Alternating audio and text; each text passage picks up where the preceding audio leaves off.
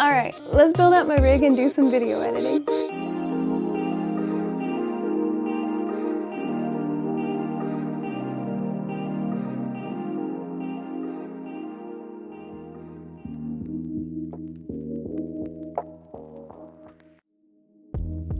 So this here is my rig, and I currently have lost the V-mount plate for my camera, so I'm holding my battery up here to show you guys what my rig would typically look like. And I had asked on Instagram what you guys want to see on YouTube, and you guys had mentioned that you want me to show you my rig and all the pieces on it and kind of like break it down and put it together again and talk to you guys. So that's what we're gonna do. I'm currently not really doing anything exciting with my life. I feel like I'm just kind of like working. I'm a workaholic and I'm always editing or filming something. So eventually I'll take you on different shoots and show you the behind the scenes. Actually, I have a shoot next week, so you can come with me on that. And right now I'm just going to show you guys some of my editing that I'm doing for some footage that I filmed when I was in the Netherlands back in April. So I have some good footage that looks pretty cinematic. So my goal is to make a cinematic vlog and edit all that. So I'll show you kind of like the little tricks that I'm doing in order to make it work. And I'm excited. I think it's going to be fun because I'm trying out CapCut, and I've been using CapCut for a while, but not to this degree. And my goal is to be able to get rid of Premiere because it's kind of expensive and I'm kind of tired of using it. And I really want to move more towards being able to do things in CapCut, and I don't want to pay for the full price of DaVinci right now, maybe in the future. So we'll see what we can do. We'll play around with the color and we'll do different effects and stuff like that and just see what we could manage. But right now, let's break down this camera and I'll show you everything, and then we'll go on to editing. Also, this is kind of funny. So it's really bright on this side of my room in here, and then it's really dark over here. So I need to diffuse the light. So let me show you what I did. You ready for it? Like you can see, it's super bright over here. I just put one of my dress shirts on a tripod to diffuse the light to make this work. So I hope you guys enjoy this video because I had to do dumb things to make it happen. Okay, here is everything almost fully broken down. I didn't want to take off the cage. It's not that big of a deal. I just didn't want to do it. But this is the Sony a7 IV. I've had this since 2022. It's a great camera. I really like it. It's been serving me pretty well. But this is what I'm working with. I have my ring right here. This is a 95 to 82 millimeter ring. I never remember which rings I'm using, but I put this on the front of it so that way I can put my filter on it. Takes a long time to get on there. So this is the body, and you can tell I have a newer cage on it. This cage has been really awesome. I don't think that I bought the handles with it though, the one that's wrapping around the cage. I think these came separately, but I do really love these handles. It gives me really good stabilization whenever I'm filming. And a lot of people always tell me like, why don't you switch it? It should be facing the other direction. Because I like it like this. So don't come for me. I really like it. It gives me a good steady shot and I feel more comfortable. If it's the other way, it just kind of confuses me and it doesn't feel right. And I love having a side handle. Like, it's my go-to. I feel weird whenever I'm using a camera that doesn't have it because I'm like constantly looking for it. I'm so used to my rig, but this is what it looks like, the cage all around the camera. So one of the filters that I really like to use, this one is by Polar Pro. It comes in the Recon kit. The kit's like $600. I got mine for free. We were doing a brand deal, so that was nice. It saved a lot of money, but it goes on to this ring. It just goes ahead and twists right on. So it's super easy. We're getting there. Okay, and the cool thing too is you can adjust how much light you want to let in by using this dial on the side here, so I really like that. And part of the Recon kit, it came with a matte box, so this is the matte box that I put on top of it. So matte box goes on, you snap it down, boom. All right, we got that on there. Looking pretty cool so far. So when it comes to audio and this microphone that I put on my camera, this is usually really just a secondary mic for me. So I'm usually shooting interview style videos, and with that I'm usually using like lavalier mics. But I do this as a backup, so, and it looks kind of cool on the camera. So we add it anyway sometimes if we want the rig to look really cool. Ah! Just slide that on there and twist. And go ahead and plug it in, super easy. So it just plugs in there. I got it on top on the handle. I love the handle because it has like extra space for you to attach stuff. So now we're gonna add our field monitor. This one is by Field World. I got this like back in 2019, so I think this one is discontinued, but it still works great for me, so I still use it. Whatever works is fine. So I just slide that on top and twist it. And now I'm just gonna be using an HDMI cable to plug it into my camera, and boom. All right, and that is my rig. So again, I'm kind of sad because I want this on the back of my camera, but I can't add it right now. So let's use our imagination. This is what it looks like. Super cool.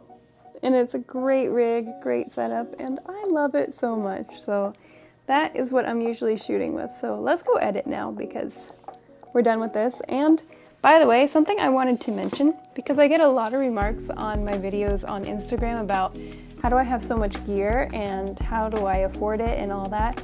So this is all of my gear. And like I said, like I got the monitor back in 2019, the camera in 2020, microphone in 19. This was a collaboration. So a lot of my gear has been bought over the years. And the gear that you see me with, like in videos and stuff when I'm working or filming, a lot of the times that's from my day job. So it's not really my gear. So if you see me using really expensive gear like microphones and certain cameras and stuff, that stuff is not mine. So don't feel like you are missing out or you feel bad because you can't afford any of this gear.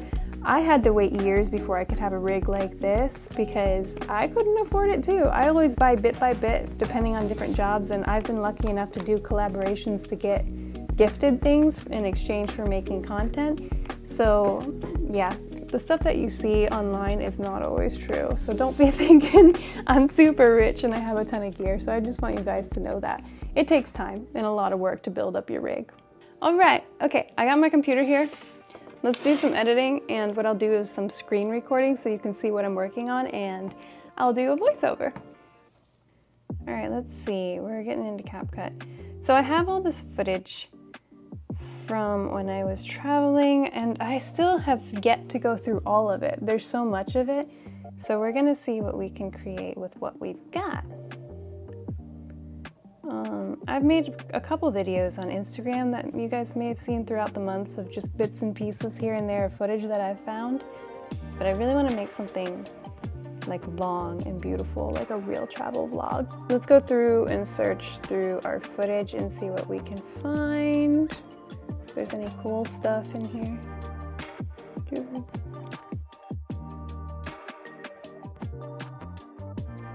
Okay, so I found a couple shots that I feel like I could make a pretty cool sequence with.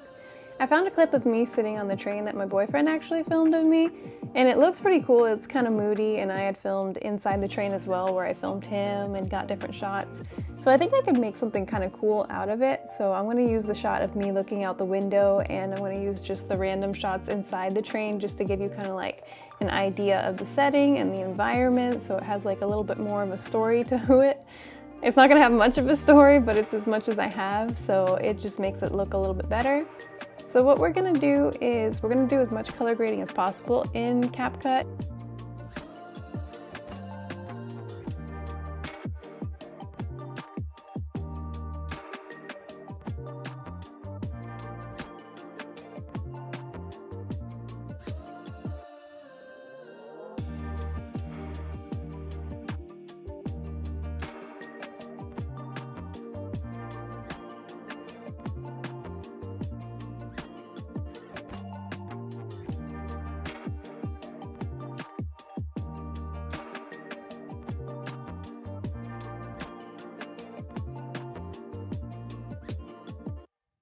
I don't know if you can really consider that color grading because it's not really as professional, and you have no mapping and stuff like that. I know people would roast me if I said it was like real color grading, but it can do a pretty good job. So we're gonna see to what degree I can make this look a little bit more cinematic. And I wanna play with their filters. I've never really used their filters before, so hopefully they have some like cool, colorful filters that can be modified and help me out here, because the footage is also really washed out, or it's very gray and kind of icky looking.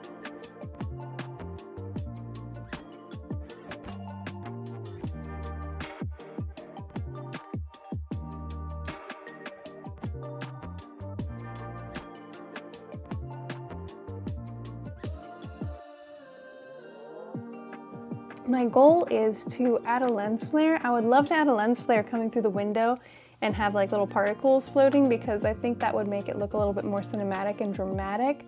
So what we're gonna do is try to find a lens flare, and I'm thinking I'm gonna go on Canva, because Canva has a lot of videos on there and I have a subscription through my work, so I'm gonna go ahead and look for a lens flare and download it and see how I can intertwine it and blend it into my footage to make it look a little sunnier when it was a really gray and rainy day. I remember it was raining on this train ride, so we'll see what we can do.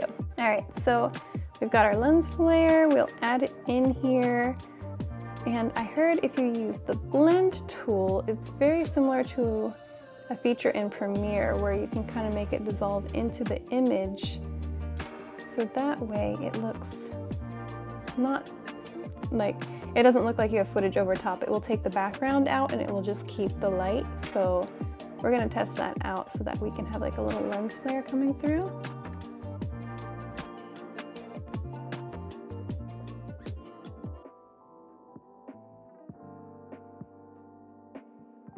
I've spent a lot of time modifying this lens flare, and I actually added in 2 different types, and they're not great, but they'll do. I think it makes it look just a little bit better. I also went online and looked for the announcements that you hear at the train stations, the woman speaking Dutch, and she's announcing like what different train stations you're going to and what stops you're going to be at. So I'm going to put that in the background. I feel like that will make it a little bit more moody and realistic. And I'm going to add some sound effects as well. I've been playing with the color a lot and I don't know how I feel about it, but I think it looks better than the raw footage so far. And I think the filter kind of works. It looks pretty cool. Without it, the footage is just really boring, so we're going to stick with it. It kind of almost looks like a really dreary sunset, and it kind of adds to the emotion where it's kind of sad. So we're going to say that to make ourselves feel better about this edit. So I have a ton of footage and a whole edit that I did a long time ago back when I was traveling, and it was back in April. So I think I'm gonna add that in here somehow and kind of like intertwine it. But I also found a really cool shot that I got of my boyfriend when he was filming. So he's a videographer as well, so we were both filming when we were traveling. And he's from the Netherlands, so for him it wasn't really traveling, it was mostly me. But it's a really cool one because I'm filming down the street and then I decided to turn my camera and do like a transition and spin into filming him. The only problem is that I went really fast and then I slowed down and then I went fast again. So it's really hard to edit, and I've been trying to make it look really smooth because I want it to go fast and then slow down, not do the fast, slow, fast. It looks really weird. And I can adjust the timing and I can adjust the speed, but it's just not working out the way that I want it to. So I've played with it multiple times and I've cut it up in various ways to a point where I think it looks pretty cool now. I had to add a transition that CapCut had where it was a quick pan to the right, I think it is. But it worked pretty well. And then my goal is, after that, you can see his big camera right here. What I want to do is go through his lens. I think that would be kind of cool because it's like we turn, we see him, and then we zoom into the lens, and that will give it kind of like a, here's what we saw, here's the videographer, and now here's what he sees through his lens. So I think that would be pretty cool, but I don't want to use just a generic transition that CapCut has because it doesn't look good. I tested it a couple times and it's just not great. So maybe I can manually create like a zoom in, and I think that would look really cool. Then maybe some shots of him filming with his gear and the environment of what he was shooting, like what he saw through his camera will be next. Yeah, so we're just gonna keep editing.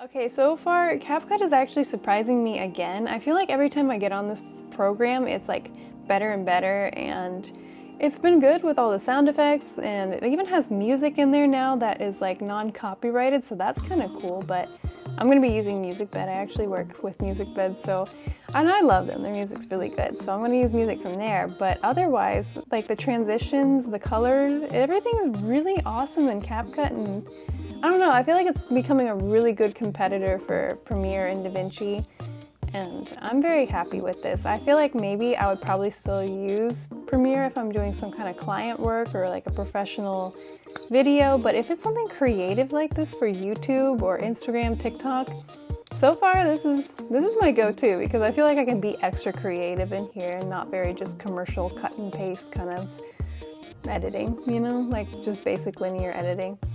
I think for content creation, this is such a fun program to use, because I was actually enjoying this. I haven't been able to like edit and have fun in a long time, and I just kind of like want to keep going and creating more, because it just makes it so easy for me, like adding transitions and adding sound effects. They even have non-copyrighted music in here now. That's pretty cool. But yeah, I think this has just been a really fun editing session, and I'm really excited to see what the vlog is going to look like when I make this travel video.